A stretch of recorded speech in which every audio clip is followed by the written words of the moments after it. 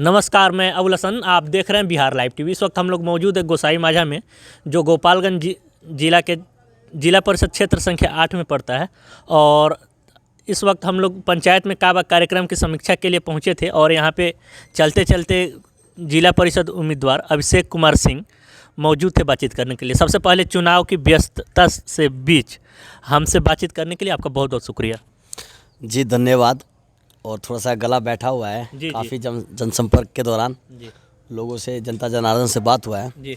और रही बात धन्यवाद की, तो धन्यवाद मुझे आपको देना चाहिए, क्योंकि आप एक ऐसे माध्यम हैं जिसको मैं अगर चाहूँ तो कम समय में ज़्यादा से ज़्यादा लोगों तक पहुँच सकता हूँ। तो इसके लिए आपका धन्यवाद कि आपने मुझ जैसे आदमी को समय दिया और अपनी बातों को रखने के लिए आपके पोर्टल के माध्यम से जनता जनार्दन तक पहुंचाने का जो मुझे ये जरिया मिला है, इसके लिए मैं आपको दिल से धन्यवाद करता हूं। आपकी टीम को धन्यवाद करता हूं।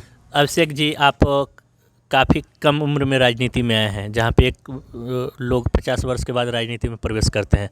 आप काफ़ी कम उम्र में राजनीति में आए हैं, तो आपकी शिक्षा दीक्षा क्या हुई है और राजनीति में आना कैसे हुआ? देखिए, ग्रेजुएशन हूँ मैं, बीकॉम किया है मैंने। जी। कहाँ से? जेपी यूनिवर्सिटी से जी। और रही बात राजनीति में आने की, जी। क्या है कि एक बहुत पहले एक हमने फिल्म देखी थी छोटे बचपन में। जी। जिस फिल्म का नाम था नायक। जिसमें हाँ, और क्या था कि जब हम लोग फिल्म देखते थे और उस हीरो को देखते थे तो अंदर एक जुनून सा पैदा हो जाता था कि सही में ऐसा कुछ हो सकता है क्या। लेकिन फिर जब बाहरी दुनिया में आते थे, लोगों को मिलते थे, तो समझ में आता था कि नहीं, फिल्मी दुनिया और अभी की दुनिया में ज़मीन आसमान का अंतर है। कि वहाँ जो फिल्म में हीरो दिख रहा है वो हीरो तो है, लेकिन यहाँ जो हीरो है ये पता नहीं चल पाता हम लोगों की किस टाइप का कौन हिस्सा हीरो है। मैं जब राजनीतिक में आने की सोचा, उसका सबसे बड़ा कारण यह है कि अगर मान लीजिए पढ़े लिखे लोग और युवा अगर राजनीति में नहीं आएंगे तो फिर ये सिस्टम बदलेगा कैसे। आज भी बहुत सी खामियां हैं इस सिस्टमों में, जिसको बदलने के लिए युवा को कम से कम भागीदारी लेना पड़ेगा। तो आप कह रहे हैं कि आप सिस्टम को बदलने के लिए आए हैं? जी बिल्कुल आए हैं सिस्टम को बदलने के लिए। कई ऐसी चीज़ें हैं जो अपने क्षेत्र में, अब मान लीजिए कि जिला परिषद जो है ये एक मिनी विधायकी का पद होता है। और अगर देखा जाए कि आम जनता, जैसे मान के चलिए हमारे पास कोई भी योजना जैसे बनते हैं, सरकार जो 3 प्रकार से चलती है अपने यहाँ। एक सरकार चलता है सेंट्रल गवर्नमेंट, जिसको केंद्र सरकार कहा जाता है। ये प्रधानमंत्री के अधीन चलता है। अब देखिए कि प्रधानमंत्री से और क्षेत्र के लोगों को जोड़ने का एकमात्र साधन है सांसद, जिसको MP बोला जाता है, मेंबर ऑफ पार्लियामेंट। जस्ट उसके नीचे आ जाते हैं मुख्यमंत्री, यानी केंद्र सरकार के बाद जो दूसरे गवर्नमेंट चलता है उस गवर्नमेंट को कहा जाता है राज्य सरकार। और राज्य सरकार मुख्यमंत्री के नेतृत्व में चलता है। अब मुख्यमंत्री से और क्षेत्र के लोगों को बीच में जोड़ने का एक MLA बना है। उस MLA का काम है कि अपने क्षेत्र की सभी मुद्दों को उठा के वो पटना रिपोर्ट करेगा। और MP का काम क्या है कि सभी चीज़ों को उठा के वो दिल्ली में रिपोर्ट करेगा। लेकिन अब एक चीज़, सबसे इम्पोर्टेंट चीज़ था, जो तीसरा गवर्नमेंट यानी जिसके अंतर्गत हम लोग चुनाव लड़ रहे हैं, इस तीसरे गवर्नमेंट को कहा जाता है लोकल गवर्नमेंट, यानी स्थानीय सरकार। ये जो अभी जो चुनाव हो रहा है, पंचायती चुनाव, इसको लोकल गवर्नमेंट कहा जाता है। लोकल गवर्नमेंट को अगर हिंदी में कहा जाए तो स्थानीय सरकार। स्थानीय सरकार का मतलब ये हो गया कि स्थान की जो जनता है, उस स्थानीय की जो जनता है वो इस चुनाव में भाग लेंगे और अपने स्थानीय मुद्दों को आगे तक पहुँचाएंगे। अब क्या होता है कि देखिए MP साहब का जो कार्य क्षेत्र होता है, जैसे पूरे गोपालगंज जिले में एक MP साहब हैं। अब MP साहब को क्या है कि बहुत बड़ा कार्य क्षेत्र हो गया। उनको केंद्र की योजनाओं को लेके आना है और आके यहाँ पर रखना है, या यहाँ से जो समस्या को उठा के केंद्र सरकार तक पहुँचाना है। पहली चीज़ है। अब इसमें क्या है कि अभाव हो जाता है, समय का अभाव हो जाता है। कई ऐसे फंड है जो कई ऐसी योजना है जो केंद्र सरकार बना तो रही है स्थानीय लोगों के लिए, क्योंकि देखिए किसी भी गवर्नमेंट का पहला मोटिव क्या होता है कि हमारी जनता तक जितना से ज़्यादा जो है योजनाओं का लाभ मिल सके। ग्राउंड जीरो पे उसका। हाँ, तो ग्राउंड जीरो यानी आप समझिए आपका जो शरीर है स्टैंड कर रहा है ऐसे, उसमें जो रीढ़ है ना, वही आपका ये लोकल गवर्नमेंट है, यानी स्थानीय सरकार है। आपकी रीढ़ अगर बुनियाद जो है ये स्ट्रांग नहीं रहेगा तो आप स्टैंड नहीं कर पाएंगे। जैसे हम लोगों को लगता है कि हम लोग पैर पे खड़े हैं, लेकिन हम लोग पैर पे नहीं खड़े होते हैं। हम लोग स्टैंड जो करते हैं, अपना जो शरीर है वो रीढ़ पे करते हैं। और वही जो सिस्टम है, यानी अगर आपका मस्तिष्क जो केंद्र सरकार है, आपके हाथ पैर जो आपके जो क्या कहते हैं राज्य सरकार है, तो आपकी जो रीढ़ की हड्डी है ना, ये आपका लोकल गवर्नमेंट है, यानी स्थानीय सरकार या पंचायती चुनाव है।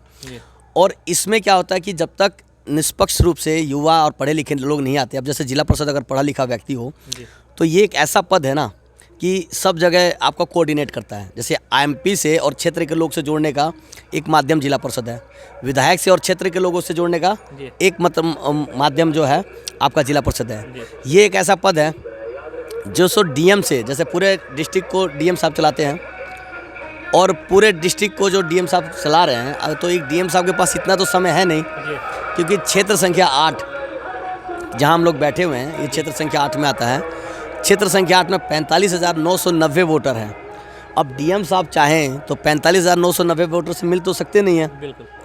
अब क्या होगा कि 45,990 वोटर के द्वारा चुने हुए व्यक्ति से डीएम साहब मिलके क्षेत्र के बारे में जानकारी ले सकते हैं। यानी जैसे एमपी को कहाँ सदन में रिपोर्ट करना है, विधायक को विधानसभा में रिपोर्ट करना है, वैसे ही हम लोगों को भी क्षेत्र की समस्याओं को लेके डीएम साहब के पास रिपोर्ट करना होता है। अभिषेक जी कॉमर्स ग्रेजुएट हैं, लेकिन इनको राजनीति और राजनीति शास्त्र के बारे में काफ़ी अच्छी पकड़ है। अभिषेक जी, हम आपसे ही जानना चाहेंगे, बहुत सारे लोगों को जिला परिषद का मतलब नहीं पता है। जिस पद हेतु आप चुनाव लड़ रहे हैं, तो प्लीज़ बताइएगा कि जिला परिषद का कार्य क्या होता है और ये कैसे काम करते हैं। देखिए, जिला परिषद का कार्य जी जो है, आप समझिए कि जिला परिषद एक ऐसा चाबी है जी, या एक ऐसा रास्ता है जो आम जनता को हर जगह पहुंचा सकती है जी। क्योंकि देखिए 6 पद हैं अपने यहाँ, जो पंचायत चुनाव हो रहा है इसमें 6 पद होते हैं। जिला परिषद, बीडीसी, मुखिया, पंच, सरपंच और वार्ड। ये 6 पद में एक ऐसा पद जिला परिषद ही पद है जो चाहे तो वो सब जगह बात कर सकता है जी। यानी अपर की बात किया जाए तो डीएम साहब से बात कर सकता है और लोअर में जाए तो सीओ साहब से बात कर सकता है। सीओ से लेकर डीएम तक जनता की चीज़ों तक पहुंचाने का सबसे बड़ा अच्छा माध्यम जो है वो जिला परिषद का चीज़ है। अब ये कई ऐसी योजना है, चाहे छोटा एक एग्जांपल बता रहा हूँ, जैसे जनता दरबार। कई आप गाँव में जाएंगे तो कई ऐसी सड़कें हैं जहाँ जाने के रास्ते नहीं हैं और पता चलता है वो इतना विवादित में है कि कोई क्षेत्रीय नेता नहीं चाहता है कि हम इसमें हाथ पैर लगाएं। जी, हम भी आ रहे थे तो कई जगह रोड टूटा हुआ था। रोड टूटा होगा। अब उसका कई कारण ऐसे हो सकते हैं, या तो वहाँ ज़मीन भावली होगा या कष्टकारी होगा या कई प्रकार की ऐसी चीज़ें हैं। जिला परिषद अगर पढ़ा लिखा है तो सीओ साहब से कह के, क्योंकि देखिए जिला परिषद चाहे तो सीओ और बीडीओ के साथ बैठ के जनता दरबार लगा सकता है क्षेत्र में अपने लोगों के लिए। और जनता दरबार अगर क्षेत्र में लगना स्टार्ट हो जाए तो मुझे लगता है कि मैक्सिमम जनता की प्रॉब्लम सॉल्व होना स्टार्ट हो जाएगी। तो आप कह रहे हैं कि इनडायरेक्टली कि जब आप जीतेंगे तो जनता दरबार लगा के लोगों की समस्याओं को सॉल्व करेंगे। सबसे पहले तो मैं जीतूंगा जी, तो 6 पंचायत में मैं अपना पर्सनल कार्यालय खोलूंगा जी, जहाँ पे लोग अपनी समस्याओं को लेकर जी किसी भी जनता को अपनी समस्याओं को समाधान के लिए मेरे घर पे नहीं आना होगा। मेरे घर पे आए उनका स्वागत है। जी, मेरे घर पे अगर कोई फंक्शन पड़ता हो, अच्छा या बुरा, मिलना चाहे तो मिलने के लिए तो मैं कार्यालय खोल रहा हूँ। व्यक्तिगत रूप से मिलना हो तो मेरे पास आने की जरूरत नहीं है। व्यक्तिगत रूप से भी मैं क्षेत्रीय में रहूँगा। मेरा घर, मेरा उठना बैठना खाना पीना मेरा क्षेत्रीय रहेगा। मैं जो बगल का एक प्रखंड है, हथुआ प्रखंड, वहाँ एक मछागर लसीराम पंचायत है, उसमें बढ़िया गांव का निवासी हूँ मैं। आज मैं 7 जनवरी से अपने चुनाव में लगा हुआ हूँ। अक्टूबर ख़त्म हो गया, नवंबर स्टार्ट हो रहा है। 10 महीने से मैं लगातार इस क्षेत्र में हूँ और कोई ऐसा दिन नहीं है जो मैं क्षेत्र के लोगों से नहीं जुड़ा हूँ। तो आप सर कह रहे हैं कि जब आप जीतेंगे तो आप अपने द्वार पे, अपने घर पे जनता दरबार न लगा के लोगों के बीच जहाँ पे जैसी समस्या है वहाँ जनता दरबार लगाइएगा। देखिए, जनता दरबार का मतलब क्या होता है? जनता की समस्याओं को सुनना। जनता दरबार का मतलब है कि जनता के दरबार में ही वो चीज़ें होनी चाहिए। लेकिन बहुत सारे लोग जनता दरबार का मतलब ये समझ लेते हैं कि मुखिया जी हो गए या वार्ड हो गए या जो भी जिला परिषद है उनके आप घर जाइए वहाँ दरबार लगता है। देखिए, तो होता रहता है जैसा मैं बाकी पद के बारे में तो नहीं कहूँगा कि मुखिया जी कहाँ लगाते हैं। नहीं, मतलब हम फैक्ट बता रहे हैं, ऐसा ही होता है। आप फैक्ट बताइए, आप स्वतंत्र हैं। आप कुछ भी कहिएगा तो आप स्वतंत्र में हैं। हम कुछ भी कहेंगे तो बवाल हो जाएगा। अच्छा, बात समझ रहे हैं ना? हमारे कंट्रोवर्सी से नहीं, आदमी को अपना प्रोफाइल, अपना वर्क प्रोफाइल में जहाँ मेरी सीमित दायरा है तो मैं वहीं तक ही बात करूं तो बेटर होगा। मैं मुखिया के बारे में बात करूं, मैं बीडीसी के बारे में बात करूं, ये ना मेरे पद को शोभा देती है और ना ही मुझे उसमें बोलना चाहिए। जिला परिषद 6 पंचायतों का प्रतिनिधि है, तो जब 6 पदों का प्रतिनिधि है तो उसमें मुखिया वैसे आ गए, उसमें बीडीसी वैसे आ गए। और ये मेरी लड़ाई मुखिया बीडीसी से थोड़ी ना है, मेरी लड़ाई जो है अधिकारियों से है। यानी जो चीज़ें हैं अधिकारियों तक, जो चीज़ें हैं जनता के पास नहीं पहुंच रही है। मैं अब जैसे मान लीजिए कई जगह जो जनता दरबार लगता है, जी आप सुने होंगे कि थाने वगैरह में लगता है, जी जी सीईओ साहब के द्वारा लगता है। तो थाने में ना लग के हम कोशिश करेंगे कि हमारे जनता के बीच में लगे। जी, वहाँ पे मामले का सही निष्पक्ष निष्पादन। हाँ वही, देखिए मालिक जनता है जी और जनता को अगर हम अपने दरवाजे पे बुला लेंगे तो फिर हमको नहीं लगता कि हम इस लायक हैं कि जनता को अपने दरवाजे बुला के और उनसे बैठ के कुछ कहें। हम जनता के दरवाजे पे जाने के लिए चुनाव लड़ रहे हैं। जब आप चुनाव लड़ रहे हैं, किन मुद्दों के आधार पर चुनाव लड़ रहे हैं? आपकी प्राथमिकता क्या है? देखिए हमारे जो जिला परिषद के अंतर्गत जो चीज़ें हैं, जी शिक्षा, स्वास्थ्य और रोज़गार, जी ये तीनों चीज़ आ जाती हैं। सबसे पहले मैं रोज़गार के ऊपर ज़्यादा कोशिश करूँगा। जैसे कई ऐसी केंद्र सरकार के साथ योजनाएं हैं और राज्य सरकार की योजनाएं हैं जिसमें मान लीजिए 10-10 लाख रुपए का ऋण दिया जाता है युवाओं को रोज़गार देने के लिए, लेकिन ऋण मिलता कहाँ है? बैंक में। जी जी अब बैंक में क्या है कि अगर मैं आपको बता रहा हूँ, ये फैक्ट बात बता रहा हूँ, आप गांव देहात में है, सर्वे कर लीजिएगा, अगर हम लोगों को पैसा जमा और निकालना ना हो तो हम लोग कभी बैंक जाएंगे ही नहीं। बिल्कुल। हम लोगों को, आम जनता को पता ही नहीं है कि बैंक से कर्ज भी लिया जा सकता है। कर्ज नाम की जो चीज़ है बैंक से लिया जा सकता है और बैंक का भी मैक्सिमम काम कर्ज, लोन देगा तभी बैंक चलेगा। लेकिन दिक्कत क्या है, बैंक के पास, बैंक लोन देना चाहता है लेकिन कागज़ नहीं होने के चलते या सिक्योरिटी नहीं होने के चलते ऐसा हो जाता है। हम क्या करेंगे, कई ऐसी योजना है जो बैंक मैनेजर से बात करेंगे कि देखिए भाई, इस योजना के अंतर्गत आप चाहें तो हमारे क्षेत्र के लोगों को रोज़गार के लिए ऋण दे सकते हैं और उससे संबंधित जो डॉक्यूमेंट्स होगा हम पहले से तैयार करवाएंगे, लोगों को बैठ के जागरूक कराएंगे कि देखिए ये कागज़ आप तैयार करवाइए। हम एक ऋण मेला लगवाएंगे मैनेजर के साहब की तरफ। किसी ने भी चीज़ को ऑर्गेनाइज करने के लिए नेतृत्व करने वाला चाहिए ना जी। बस एक माध्यम बनना चाहते हैं हम जनता के बीच में कि हम उन चीज़ों को सही से पहुँचा सके लोगों को। आप नेता बनना चाहते हैं या माध्यम बनना चाहते हैं? देखिए मैं अगर माध्यम बन जाऊंगा तो जनता के ऊपर है कि मुझे नेता के रूप में स्वीकार करे, बेटा के रूप में स्वीकार करे, जैसे भी स्वीकार करे। इसका डिफिनेशन आप लोग रखिएगा कि मुझे नेता बनाइएगा, क्या बनाइएगा। मैं एक माध्यम बनने आया हूँ बस। मेरा पहला मकसद है कि मैं सही जगह लोगों को पहुँचा दूँ, एक माध्यम बना जाऊँ। जब आप चुनाव लड़ रहे हैं, ये मान के चलिए कि मैं जनता के बीच में एक केवट बन के आया हूँ। भगवान श्री राम अपने में बहुत बड़े चीज़ थे, तो जनता भी श्री राम है, भगवान है। हम एक केवट बन के आए हैं कि बस इस नदी से उस नदी तक को जोड़ के जो बस पार घाट लगा। पॉलिटिक्स अपने लिए नहीं कर रहे हैं, हम राजनीति में अपने लिए नहीं आए हैं। आप हमारे बारे में पता कर लीजिएगा, हम एक संपन्न परिवार से हैं, हमारे घर में सब कोई शिक्षित है। हमारे घर में टीचर हैं, हमारे घर में SBI में मैनेजर है मेरा छोटा भाई। मेरा अपना 10 साल से व्यवसाय है। मेरे दादाजी पोस्ट मास्टर से रिटायर हुए हैं। तो हम संपन्न परिवार से हैं। ऐसा नहीं है कि इससे दाल रोटी कमा के और अपने घर को चलाएंगे। ऐसा होता तो हमारे घर में कभी चूल्हा भी नहीं जल पाएगा। आपको भी पता है कि क्या स्थिति है महंगाई की। तो महंगाई चरम सीमा पे है। लेकिन अगर हम बात करें आपका, तो चुनाव आप किस लिए लड़ रहे हैं? उद्देश्य क्या है इसका? राजनीति है या बिजनेस है? बहुत सारे लोग पॉलिटिक्स को बिजनेस बना कर चल रहे हैं। अब देखिए लोग क्या करके चल रहा है, इस पे तो मैं कमिटमेंट नहीं करना, मैं कहूँगा। और मैं राजनीति नहीं करने आया हूँ। फिर मैं आपको क्या बता रहा हूँ, मैं राजनीति मुझे करना होता तो मैं किसी पार्टी को ज्वाइन करके विधायकी की तैयारी करता। आपको पता है कि सबसे ज़्यादा पावरफुल अगर कोई पद है पंचायती राज में तो जिला परिषद पद है, और अगर सबसे ज़्यादा वैल्यू किसी का गिरा हुआ है तो वो भी जिला परिषद का है। तो आपको लगता है कि अगर जिला परिषद में कोई लड़ रहा है और मेरे जैसे इंसान जो पढ़ा लिखा व्यक्ति है, जिसकी खुद की अपनी, समझिए कि मेरा अच्छा खासा इनकम है, अब मैं स्टेटमेंट क्या दूं? अब ये समझिए मैं 8 लाख रुपए का ITR साल का भरता हूँ। 8 लाख रुपए का ITR, जब मैं, ये ज़्यादा नहीं, हाँ ये अभी आप विश्वास कीजिए, जब मैं अपना फॉर्म भर रहा था तो 8 लाख रुपए का ITR लिखा हुआ था। तो जब मैं गया SDM साहब के पास तो एक वहाँ चुनाव अधिकारी थे, तो उन्होंने बोला कि अभिषेक जी आपने गलत भर दिया, आप 80 की जगह 8 लाख लिख दिए हैं। तो हम बोले कि सर हम 8 ही लाख लिखे हुए हैं। तो बोले कि प्रूफ, हम कहे हैं हमारे पास 3 साल का ITR रिटर्न। हम पहले ऐसे हैं अभी तक जितने भी लोग भरे हुए हैं जिनका ITR 8 लाख रुपए का है। तो अगर हम ITR साल का 8 लाख रुपए भर रहे हैं तो मंथली इनकम कितना हो जाएगा? कुछ है अंदाज़ा आपको? अच्छा, जैसे नॉर्मल लोग 8 लाख की सालाना सैलरी नहीं लगती है, उस हिसाब से तो आपकी कंपेयर टू दैट इनकम काफ़ी ज़्यादा होगी। अब जो भी है, मतलब मैं, आप देखिए मेरा कहने का मतलब ये नहीं है कि मैं बहुत कमाता हूँ। मेरा ये कहने का मतलब कि मेरा परिवार जितने में गुजारा कर जाए, मैं आज की डेट में भी उतना ही कमाता हूँ। आपने जो क्वेश्चन किया ना कि बिज़नेस के लिए, इसमें क्या बिज़नेस कर सकते हैं आप ही मुझे बताइए। नहीं, घोटाले वगैरह करते हैं लोग, ऐसा चीज़ तो है नहीं कि आपको पता ही नहीं है? जिला परिषद में कभी आपने पेपर में पढ़ा है कि बहुत बड़ा घोटाला हो गया, इसमें जिला परिषद जेल में चला गया? कभी पढ़ा है अपने लाइफ में? एक्सपोज नहीं किया जाता होगा। ऐसा कुछ होता ही नहीं है तो एक्सपोज क्या किया जाए। जिसमें घोटाला सरेआम हो सकता है उसकी तो कोई चर्चा नहीं करता, तो जिला परिषद की तो छोड़ दीजिए बात। जी, तो ये माना जाए कि इसके पहले जो भी जिला परिषद रहे वे काफ़ी निष्पक्ष रहे, उन्होंने घोटाला नहीं किया।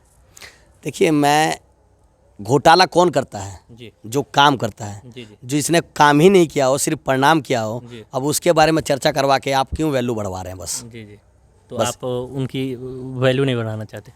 अगर हम बात कर मैं वैल्यू व्यक्तिगत से जो मौजूदा जिला पार्षद जी। हैं, मैं व्यक्तिगत रूप से, पर्सनल रूप से उनका सम्मान करता हूं। जी वो आदरणीय आदमी हैं, जी मेरा हमेशा उनका प्रति सम्मान रहेगा। जी। मैं उनके काम की वैल्यू नहीं दे रहा हूं। जी अच्छा आप हमेशा देखिए, वर्डों को समझिए मैं क्या कह रहा हूँ। जी जी मैंने कभी ये नहीं कहा कि मौजूदा जो जिला पार्षद है उनका कोई वैल्यू नहीं जी। है। मैंने ये नहीं कहा है। जी। मैं कहा कि उनके मौजूदा जिला पार्षद के काम की कोई वैल्यू नहीं है जनता के बीच में। जी जीरो है। जी जीरो भी अगर जनता दे देती है तो वो भी जनता की बड़प्पन है, वो माइनस में है बिल्कुल। जी। सर, जब आप लोगों के बीच जा रहे हैं, उनसे वोट मांग रहे हैं, तो जनता की तरफ से कैसा रिएक्शन मिल रहा है? देखिए, हम वोट पहले नहीं मांगते हैं। जी मैं पूरे 10 महीने में मैंने कभी भी जनता से पहले वोट नहीं मांगा है। जी मैंने हमेशा जनता के दिलों में पहले जगह बनाया है। जी और जब जगह आप बना लेते हैं ना, वोट क्या, जनता अपना नोट भी देना आपको स्टार्ट कर देती है। जी। मेरे चुनाव में आज की डेट में बता रहा हूँ कि लोग अपना खा पी के लगा रहे हैं मेरे साथ। जी अपना घर से खाते हैं, अपने घर का पीते हैं और मेरे लिए वोट मांग रहे हैं। क्यों?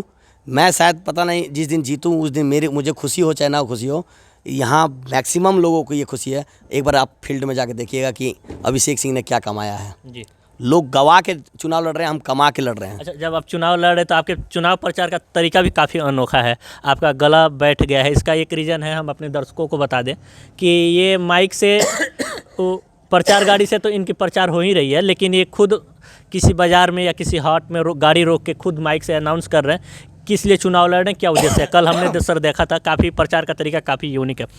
प्रचार के ऐसा करने की वजह क्या है? देखिए, अगर मैं कहीं जाता हूँ, जी। किसी एक व्यक्ति से मिलूँगा, जी तो क्षेत्र संख्या 8 में समझिए कि आप 6 पंचायत, जी जी 70 गांव के आसपास होगा, जी या प्लस हो सकता है या माइनस हो सकता जी। है। 84 वार्ड जी और 45,990 व्यक्तियों से अगर पर्सनली रूप से मिलकर अगर उनको जागरूक करना हो तो संभवतः मुश्किल का काम है। जी। लेकिन कुछ ऐसी जगह हैं जहां लोग बाजार के दिन इकट्ठे होते हैं, कुछ ऐसी जगह हैं चौक चौराहे हैं जहां लोग बैठा करते जी। हैं। हम कोशिश करते हैं कि वहां अगर एक बार में 50-100 लोगों को बोलना हो जी। तो शायद इस कंडीशन में तो मैं 5 लोगों को भी नहीं बोल पाऊंगा। उसमें मैंने माइक उठाना स्टार्ट किया है। जी, काफ़ी अच्छा है। अगर आपको जिला परिषद क्षेत्र संख्या 8 की जनता जिता देती है तो सबसे पहले आप कौन सा काम करेंगे? सबसे पहला काम, जिससे कि पंचायत की स्थिति काफ़ी बदहाल है, लोगों को उन मूलभूत समस्याओं का अभाव है, उनको नहीं मिल पा रहा। और जीतने के बाद अगर हम बात करें मूलभूत समस्याओं की, तो किन मूलभूत समस्याओं पे आप फोकस करेंगे और लोगों को उनसे निजात दिलाइएगा? देखिए, मूलभूत जो जनता की समस्या होती है वो 3 होती है: जी। शिक्षा, स्वास्थ्य और रोजगार। जी जी और तीनों पहलों पे जी पहले तो मुझे ये पढ़ के देखना है जी कि जो है जनता, जो जिला परिषद का जो कार्य है उन्होंने किया जी। है वो कहाँ तक कर चुके हैं। जी समझ रहे हैं ना बात को? जी। और जो नहीं किए होंगे वहाँ से स्टार्ट करना है। सबसे पहला काम जो है, मुझे एक ही चीज़ रखना है कि लोगों को जितने भी ज़्यादा से ज़्यादा माने सहूलियत हो, मतलब अधिकारी लोग से जोड़ दिया जाए, उनकी चीज़ों को उन तक पहुंचा दिया जाए। जी अब मान लीजिए कि बहुत से लोग कहते हैं कि हम जीतते ही एम्बुलेंस चला देंगे, हम ये चला देंगे, वो चला देंगे। ऐसा कुछ नहीं करेंगे। हम पहले जी। एम्बुलेंस नहीं चलाएंगे और ना ही किसी को फ्री शिक्षा की कोशिश करेंगे। जी। हम पहला चीज़ रोज़गार करेंगे। जैसे जी। कई ऐसे चौक चौराहे हैं। तो युवाओं को रोजगार देने हेतु आपके पास क्या ठोस प्लान है?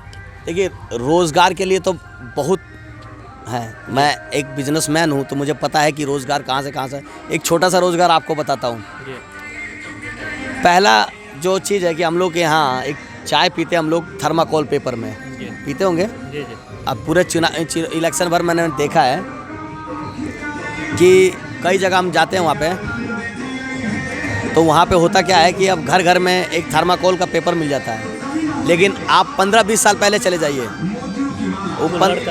कुल्हड़ होता था। जी ठीक, तो कुल्हड़ की चाय हर जगह मिला करती थी। मैं एक बार कलकत्ता गया तो वहाँ पे क्या है कि एक छोटा सा व्यवसाय देखा लघु उद्योग के रूप में। वहाँ ये देखा कि एक मशीन है जिसकी कीमत 6.5 लाख रुपए है। जी उस 6.5 लाख रुपए की मशीन को अगर आप लगा दीजिएगा तो जैसा फॉर्म में चाहिएगा वैसे आपको गिलास मिल जाएगा, मिट्टी का ही। अगर मान लीजिए मैं अपने यहाँ किसी भी एक युवा का वो लोन सैंक्शन करवा के उस उद्योग को लगवा देता हूँ, तो उसके साथ साथ उसके घर के आसपास के लोग भी रोज़गार में हो जाएंगे। अगर एक कुल्हड़ की जो कॉस्टिंग जो मान लीजिए 25 पैसा होता है और उस आदमी 25 पैसा अपना ऐड करके 50 पैसे में या 1 रुपये में बेचता है, तो कई जगह रोज़गार हो सकती है। छोटे छोटे जो आप चाहें तो मसाला के प्लांट लगवा जा सकता है लोग, और औरतों को जो है, महिलाएं जो हमारी माता बहन हैं, उनको रोज़गार दिया जा सकता है। सिलाई मशीन या आप चाहिए तो टेक्निकल चीज़ें जो हैं, जो माता बहनें हमारी नहीं पढ़ी लिखी हैं उनको सिलाई मशीन, और जो पढ़ी लिखी बहनें हैं उनको कंप्यूटर की देख रेख में शिक्षा दे के कई ऐसे काम हैं जो अपन करवा सकते हैं जी। रोज़गार की जहाँ तक बात है कि बहुत ऐसे बाज़ार आप लोगों ने देखे होंगे जो रोड पे ही लगता है, उस बाज़ार का कोई माई बाप नहीं होता है। अगर हम चाहें, जिला परिषद के अंतर्गत है कि बाज़ार को चाहे तो वो बाज़ार बनवा के जो है अलॉट कर सकता है दुकानों को, दुकानदारों को व्यवस्थित तरीके से दे सकता है व्यवस्था, माने एक बाज़ार का जो निर्माण कर सकता है। कई जगह ऐसे जगह हैं, हम देखेंगे बस स्टैंड हमारे यहाँ नहीं बने हुए हैं। आप यहीं जाइए, एक पुल है बंसी बतराहा पुल, जो हमको लगता है कि 3-4 गाँवों का कनेक्टेड वो पुल है। उस पुल के पास तो कम से कम एक स्टैंड, बस स्टैंड बनना चाहिए, वहाँ पानी होने का व्यवस्था होना चाहिए। अब जो क्या है कि कई जगह से लोग आते हैं और वहीं एक बरगद के पीठ के बैठ के फिर वापस चले जाते हैं। मछली पालन का उद्योग है, पशुपालन का उद्योग है, बहुत ऐसी चीज़ें हैं जो आदमी कर सकता है। अंत में जाते जाते बिहार लाइव टीवी के माध्यम से आप अपने क्षेत्र संख्या 8 की जनता से क्या अपील करेंगे? देखिए, क्षेत्र संख्या 8 से मैं एक ही अपील करूंगा कि मेरा चुनाव चिन्ह चक्की छाप है, जो कि ईवीएम पे क्रमांक 1 पे ही है। आप लोग से आशीर्वाद चाहता हूं, हाथ जोड़ के निवेदन कर रहा हूं कि आप अपना इतना आशीर्वाद दीजिए मुझे कि मेरा जो चुनाव चिन्ह 1 नंबर पे है और मुझे एक ही नंबर पे स्थान पे दे दीजिए। और मैं आप लोगों से वादा करता हूं कि अगर पूरे गोपालगंज ज़िले में जिला परिषद में सबसे ज़्यादा काम करने वाला कोई व्यक्ति होगा जिसको डीएम साहब ने पुरस्कृत किया होगा, वो अभिषेक सिंह होगा। अगर मैं जीतने के बाद से विकास के मामले में, काम के मामले में अगर डीएम साहब से पुरस्कार लेके क्षेत्र में नहीं आया तो मैं फिर दोबारा चुनाव लड़ने नहीं आऊँगा। यह मैं घोषणा आपके माध्यम से अपने क्षेत्र के लोगों से कहना चाहता हूँ कि एक बार मुझे 5 साल का मौका दीजिए। आपने जिसको भी देखा है, जैसे भी देखा है, आपको पता है कि वो कैसे हैं, आप मुझे एक बार दीजिए। अगर 15 प्रत्याशी में लगता हो कि अभिषेक सिंह उस योग्यता लायक हैं तो एक मुझे अपना वोट दीजिए, कीमती वोट दीजिए, ताकि मैं आपकी सेवा के लिए 5 साल हमेशा तत्पर रहूँ। बहुत बहुत धन्यवाद। चलिए अभिषेक जी, हमसे बातचीत करने के लिए आपका बहुत बहुत शुक्रिया। इन्होंने जिला परिषद का मतलब बताया और पंचायत की तमाम अपडेट्स हम आपको लगातार देते रहेंगे। आप हमारे चैनल से लगातार जुड़े रहिए। आप देख रहे हैं Bihar live TV. Camera person के साथ मैं अबुल हसन, गोपालगंज।